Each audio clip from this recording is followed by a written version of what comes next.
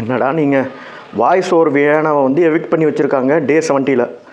இந்த கொடுமையை போய் எங்கே கேட்குறதுன்னு தெரியல. காடஸ் ஆஃப் காசிப்பு ஒரு வேலையும் செய்யாமல் ஒருத்தர் இருக்காங்க வீட்டில். அவங்களெல்லாம் ஒன்றும் பண்ணல, கொஞ்சம் நஞ்சமாக இன்வால்வ் பண்ணி கொஞ்சம் என்டர்டெயின் பண்ணிட்டு இருந்த வாய்ஸ் ஓவர் வியானாவை வந்து அனுப்பிச்சிருக்காங்க. சரி, அதுக்கு நம்ம அப்புறம் வருவோம். ஒரு விஷயம் நல்லா நோட் பண்ணிங்களா? அதாவது அந்த பக்கெட் இஷ்யூ, அதாவது அந்த பக்கெட் இன்னர் இஷ்யூ வந்து கிரியேட் பண்ணாங்க இல்லையா நம்ம கேமரக்க பாரு யார் 2 பேரை வச்சு அந்த கேமை ப்ளே பண்ணாங்க விக்ரம்க்கு அகேன்ஸ்டான்னு பார்த்தீங்கன்னா ரம்யா அண்ட் வியானா. அந்த 2 பேருமே வந்து ஒன்றுமே பண்ணல, அவங்க மேலே தவறே கிடையாது. அந்த 2 பேர் தான் வந்து இப்போ எவிக்ட் ஆகிருக்காங்க டே 69 and 70. ஸோ இதுலேருந்து உங்களுக்கு என்ன தெரியுது? பாரு வந்து யாரை காமிக்கிறாங்களோ அவங்கள வந்து சேனல் எவிக்ட் பண்ணுறாங்களோ அப்படின்ற மாதிரி தான் எனக்கு தோணுது. சரி, டே 71ல் என்ன ஹைலைட் பார்த்தீங்கன்னா, பெருசாக ஒரு ஹைலைட்டில் ஒரு டாஸ்க் வச்சு அதில் வந்து யார் வின்னோ அவங்க தான் வந்து தலை அப்படின்னாங்க. அந்த டாஸ்க்கை வந்து உண்மையிலே கமருதீன் வந்து வினோத்துக்கு சப்போர்ட் பண்ணி வினோத்தை வந்து வின்னர் ஆக்கிட்டாங்க. வினோத் வந்து கேப்டன் ஆனதில் எல்லாருக்குமே சந்தோஷன்ற மாதிரி தான் வந்து நம்மளுக்கு தெரியுது அந்த எபிசோடை பார்க்கும்போது. வினோத்தும் வந்து நல்லா ஹேண்டில் பண்ணுவார், அப்ஜெக்ஷன்ஸ்லாம் கரெக்டாக ஹேண்டில் பண்ணுவாருன்றதே நம்ம வந்து நம்புவோம். சரி, நம்ம ஒரு வார்த்தை சொன்னோம் இல்லையா, காடஸ் ஆஃப் காசிப். யார் அதுன்னு அப்படின்னு கேட்குறீங்களா?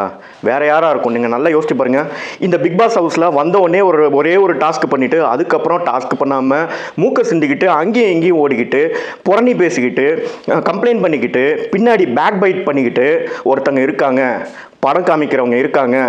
தன்னோட கூட வந்த ஒரு கண்டெஸ்டன்ட் வெளியானதுலேருந்து அவங்களோட சட்டையை எடுத்து வச்சுட்டு சீன் போட்டுட்ருக்காங்களே ஒரு மேடம், அந்த மேடம் தாங்க காடஸ் ஆஃப் காசிப்புன்றான். ஏன்னா அவங்க வந்து எப்படி பேசுகிறாங்க தெரியுமா? பார்த்துருக்கீங்களா? நல்லா பாருங்கள். ஒன்று இப்படி சொல்லுவாங்க, உனக்கு புரியுதா அப்படின்னு சொல்லி ஒரு ஸ்டேட்மெண்ட் சொல்லுவாங்க. உனக்கு புரியுதா, பாரு வந்து அப்படி செஞ்சா, அமித் வந்து இப்படி செஞ்சாரு அப்படின்னு சொல்லி புரணி பேசுவாங்க. இல்லைனா இல்லை எனக்கு புரியல, என்ன ஏன் வந்து இப்போ இப்படி சொல்கிறீங்க, இல்லை எனக்கு புரியல.